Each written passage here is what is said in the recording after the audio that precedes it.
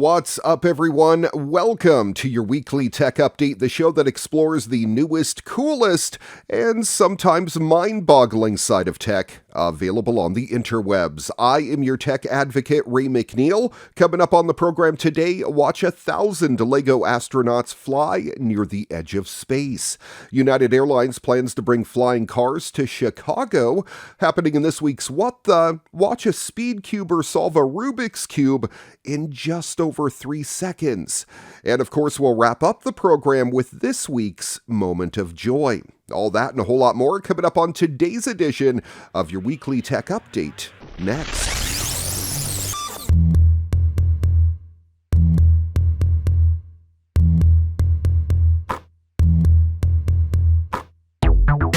Why did they do it?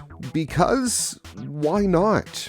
1,000 LEGO astronauts recently traveled near the edge of space on stratospheric balloons and returned safely on Earth on a specially designed landing platform resembling a mini space shuttle. The LEGOnauts took off from a small airport in Slovakia, seated in a roofless 3D printed space shuttle-like vehicle made of a sturdy but lightweight carbon composite material. The shuttle was built by a team of space architects and engineers from Slovakia and the Czech Republic who are passionate about inspiring future generations to learn about space. This came from Thomas Rosek. He's an architect at Extend Design. The LEGO astronaut minifigures took off on 3 separate stratospheric balloons in batches of about 350 per flight. The balloons took the mini spacefarers to an altitude of 21 miles before they burst. The landing platform then returned to Earth under parachutes. According to Dominic Metasinki, an executive at marketing agency Creative Gang that produced the campaign for LEGO, the team had to make sure that none of the astronauts fell off the open-air shuttle during the early stages of the platform's descent. To make the LEGO figures stay on the space shuttle after the balloon burst was a major challenge, Metasinki told Space.com in an email. He said, "We wanted the figures to be exposed directly to space, not to be stored inside of anything." But during the freefall stage before the parachute opened, they experienced speeds up to 186 miles an hour, so that was a challenge. For the balloons to comfortably lift off, the whole platform, including the passengers, had to weigh no more than about 6 pounds. The challenge was to build the space shuttle as lightweight as possible. They ended up making it from carbon fiber, 3D printed stainless steel, and plastic.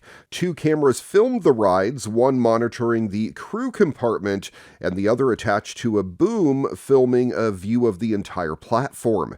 The LEGO astronauts will now be put up as prizes in a drawing in the Czech Republic and Slovakia for anyone who buys and registers a new LEGO set.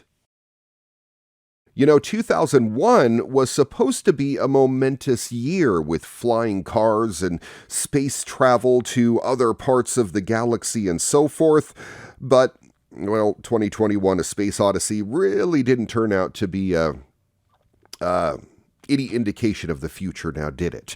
I do feel finally that we may be getting there, though.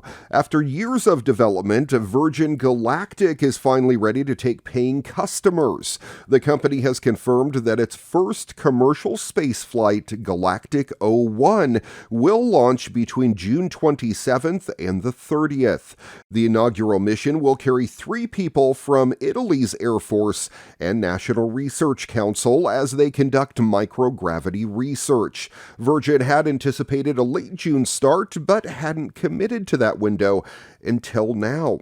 The company already has follow-up flights scheduled. Galactic 02 is expected to launch in early August and will carry a private crew. Virgin will fly on a monthly basis afterwards, although details of future missions aren't yet available. At least the first 2 flights will stream live, though, through the company's website.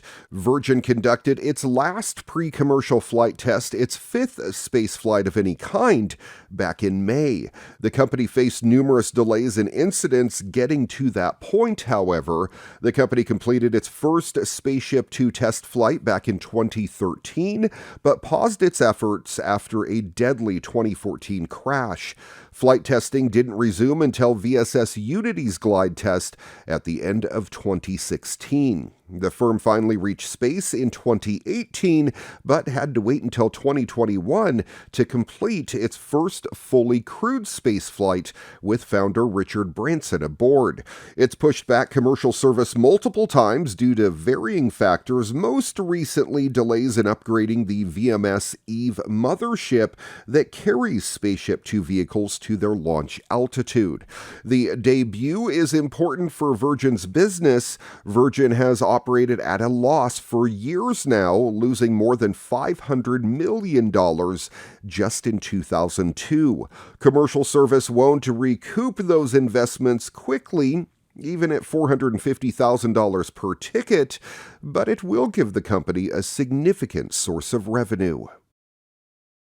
Staying in space for a little bit, capturing footage of the International Space Station hurtling through space at approximately, 17,500 miles is no mean feat. Yet French astrophotographer Thierry Legault has pulled it off yet again. In his latest stunning footage, Legault imaged the ISS whizzing past 3 sunspot groups, the largest of them big enough to swallow the Earth whole.